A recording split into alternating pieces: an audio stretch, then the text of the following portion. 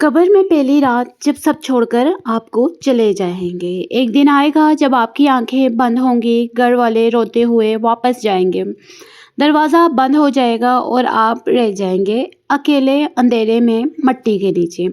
इस रात जो यकीनन आनी है, कब्र में क्या होगा, कौन आएगा, क्या पूछा जाएगा और क्या वो रात जन्नत बनेगी या जहन्नम। आज की वीडियो में वो सब बताऊंगी जो शायद आपने पहले कभी इस तरह नहीं सुना होगा। वीडियो आखिर तक देखें क्योंकि आखिर में वो अमल बताऊंगी जो कब्र को नूर से भर देगा। अस्सलाम वालेकुम, welcome back with another video. जो आज मैं आपसे शेयर करने जा रही हूँ, आपसे एक ऐसा मौजू पर बात करने जा रही हूँ जो हर इंसान के दिल में कहीं ना कहीं दबा हुआ होता है। एक ऐसा सवाल जो रात की तारीकी में अचानक ज़हन में आता है और इंसान को अंदर से हिला कर रख देता है। वो सवाल ये है, कब्र में पहली रात क्या होता है, वो लम्हा जो हर किसी पर आना है। ज़रा सोचें, आज आप जिंदा हैं, सांस ले रहे हैं, इस स्क्रीन को देख रहे हैं, आपके घर में चहल पहल है, बच्चे हैं, माँ बाप हैं, दोस्त हैं, रिश्तेदार हैं। लेकिन एक दिन, और वो दिन यकीनी है, एक जनाजा उठेगा, लोग कंधा देंगे, कब्रिस्तान जाएंगे, मट्टी डालेंगे और फातिहा पढ़ेंगे और फिर सब वापस चले जाएंगे। कोई माँ जो सारी जिंदगी आपके लिए रोई वो भी वापस जाएगी, कोई बाप जिसने हर मुश्किल में साथ दिया वो भी वापस जाएगा, बीवी जो हर रात साथ हुई वो भी वापस जाएगी और आप रह जाएंगे तन्हा अंधेरे में मट्टी के नीचे। यही वो पहली रात है जिसकी आज हम बात करेंगे। नबी करीम सल्लल्लाहु अलैहि वसल्लम ने फरमाया, कब्र आखिरत की मंजिलों में से पहली मंजिल है। ये एक वो हकीकत है जिसे हम भूल जाते हैं, यानी मौत के बाद का सफ़र कब्र से शुरू होता है। कब्र कोई अंजाम नहीं, ये तो सिर्फ पहला कदम है एक लंबे, बहुत लंबे सफ़र का। हम दुनिया में इतने मसरूफ़ हो जाते हैं कि इस पहले कदम के बारे में सोचना भी भूल जाते हैं।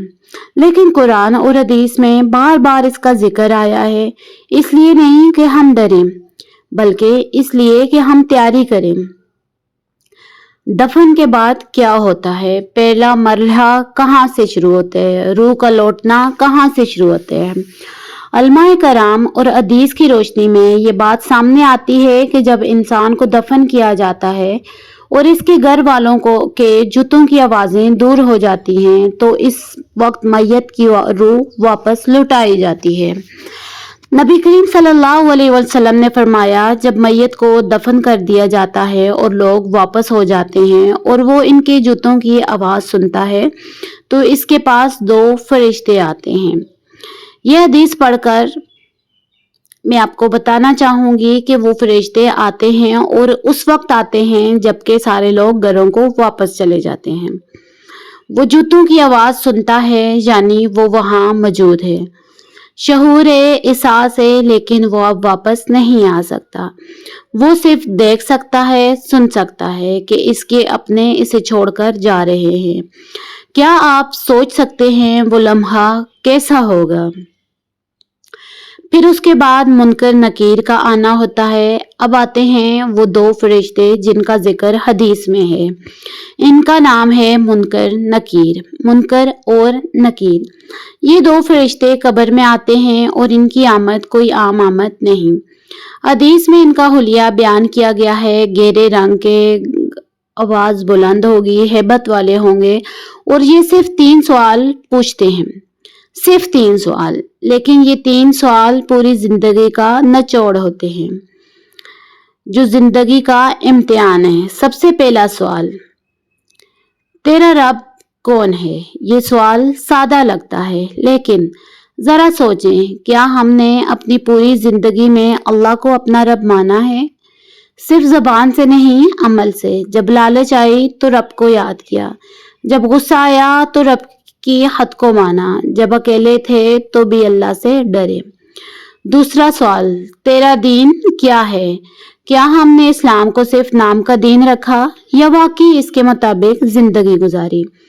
नमाज पढ़ी, हलाल हराम का ख्याल रखा, क्या दूसरों के हकूक अदा किए, اگر آپ کا سوال ان میں ہاں ہے تو آپ ان سوالوں کا جواب بہت آسانی سے دے سکتے ہیں۔ تیسرا سوال، اس آدمی کے بارے میں تو کیا کہتا تھا؟ یعنی نبی کریم صلی اللہ علیہ وسلم کے بارے میں۔ کیا ہم نے نبی صلی اللہ علیہ وسلم کو دل سے مانا، ان کی سنت پر چلے؟ کیا ہم ان سے محبت کرتے ہیں؟ صرف میلاد پر نہیں بلکہ روزمرہ کی زندگی میں بھی۔ مومن کا جواب جنت کی بشارت ہوگا۔ جو بندہ دنیا میں ایمان کے ساتھ جیا، نماز پڑھی، اللہ کو یاد کیا، وہ ان سوالوں کا جواب دے دے گا۔ میرا رب اللہ ہے، میرا دین اسلام ہے اور یہ اللہ کے رسول صلی اللہ علیہ وسلم ہیں۔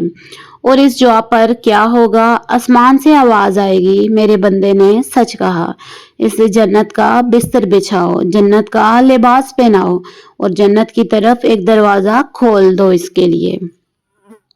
قبر وسیع ہو جائے گی، یہاں تک نظر جائے گی، جہاں تک نظر جائے گی وہاں تک وسیع ہو جائے گی۔ ٹھنڈی ہوا آئے گی، خوشبو آئے گی اور اس مومن کو قیامت تک کا آرام مل جائے گا۔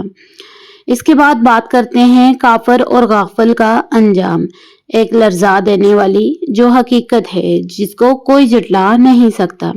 لیکن جس نے دنیا میں اللہ کو بلائے رکھا، جس نے نماز نہیں پڑھی، جس نے گناہوں میں زندگی گزاری، وہ ان سوالوں کا جواب نہیں دے پائے گا۔ وہ کہے گا، ہائے مجھے نہیں معلوم، میں وہی کہتا تھا جو لوگ کہتے تھے۔ اور پھر آسمان سے آواز آئے گی، اس نے جھوٹ بولا، اسے جہنم کا بستر بچھاؤ، جہنم کا لباس پہناؤ اور جہنم کی طرف ایک دروازہ اس کے لیے کھول دو۔ قبر اتنی تنگ ہو جائے گی، اتنی تنگ کہ ایک طرف سے پسلیاں دوسری طرف نکل آئیں گی۔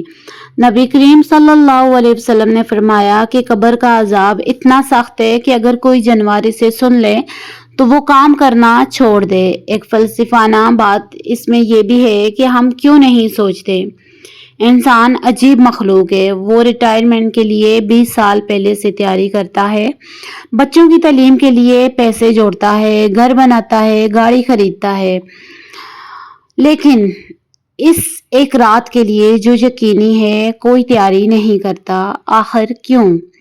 کیونکہ ہم نے موت کو دور کی بات بنا لیا ہے۔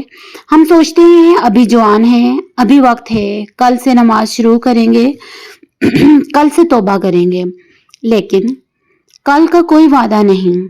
آج جو بوڑھا قبرستان میں دفن ہوا، اس نے بھی کبھی سوچا نہ ہوگا کہ یہ دن اتنی جلدی آ جائے گا۔ پھر بات کرتے ہیں کہ قبر کا اکیلا پن، دنیا کی سب سے گہری تنہائی۔ قبر کی تنہائی دنیا کی ہر تنہائی سے مختلف ہے۔ دنیا میں اگر آپ اکیلے ہوں تو فون اٹھا سکتے ہیں، کسی کو بلا سکتے ہیں، گھر سے باہر نکل سکتے ہیں، لیکن قبر میں کوئی نہیں ہوگا۔ وہ مال جس کے لیے حرام کمایا وہاں نہیں ہوگا، وہ عہدہ جس پر گھمنڈ کیا وہاں کام نہیں آئے گا، وہ خوبصورتی جس پر ناز کیا وہاں مٹی ہو چکی ہوگی۔ صرف 3 چیزیں ساتھ جائیں گی جو نبی صلی اللہ علیہ وسلم نے فرمائی۔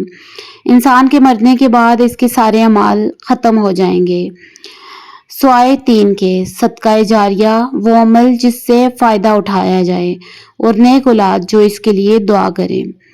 قبر کو جنت کیسے بنائیں؟ کیسے اپنے آخرت کو سنواریں؟ یہ سوال کہ قبر میں کیا ہوگا، اس کا جواب صرف ڈرانے کے لیے نہیں بلکہ یہ ایک دعوت ہے، تیاری کی دعوت۔ نماز، نبی صلی اللہ علیہ وسلم نے فرمایا کہ نماز قبر میں نور بنتی ہے۔ جو 5 وقت نماز پڑھتا ہے قبر اس کے لیے روشن ہو جاتی ہے۔ سورہ ملک پڑھیں، جو شخص روزانہ سورہ ملک پڑھتا ہے یہ سورہ اس کے لیے قبر کے عذاب سے ڈھال بنتی ہے۔ صدقہ دیں، صدقہ قبر میں سایہ بنتا ہے، گرمی سے بچاتا ہے، تنگی سے بچاتا ہے۔ والدین کی خدمت، جس نے والدین کی خدمت کی اللہ اس کی قبر آسان فرماتا ہے۔ توبہ اور استغفار کریں، روزانہ رات کو سونے سے پہلے سچے دل سے توبہ کریں، آج کی رات آخری رات بھی ہو سکتی ہے۔ میں آپ سے کہنا چاہوں گی کہ ہم سب ایک دن اس قبر میں جائیں گے، آپ بھی، میں بھی، ہمارے پیارے بھی۔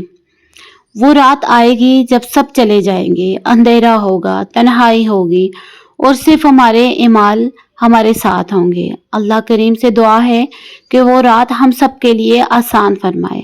कब्र को नूर से भर दे, मुनकर नकीर के सवालों का जवाब देने की तौफीक अता फरमाए।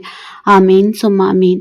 आज रात सोने से पहले सिर्फ एक काम करें, सजदे में जाएं, अल्लाह से मांगें, अपने अल्लाह से मांगे और कहें, ए अल्लाह मुझे कब्र के अजाब से बचा, कब्र को मेरे लिए आसान फरमा, और जब मुनकर नकीर सवाल करें तो मेरी ज़बान पर हक बात जारी फरमा। आमीन आमीन। आपको पता है अगर कब्र का अजाब इतना सख्त है तो आपने अभी से उसकी तैयारी करनी है।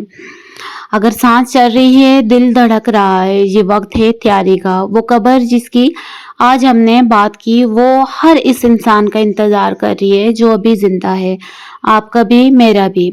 लेकिन अभी आपके पास मौका है, अभी मेरे पास मौका है, अभी सजदा हो सकता है, अभी तौबा हो सकती है, अभी तौबा के दरवाजे खुले हैं, अभी तौबा कबूल की जा सकती है, अभी नमाज शुरू हो सकती है। कल का कोई वादा नहीं, लेकिन अभी का लम्हा आपके हाथ में है।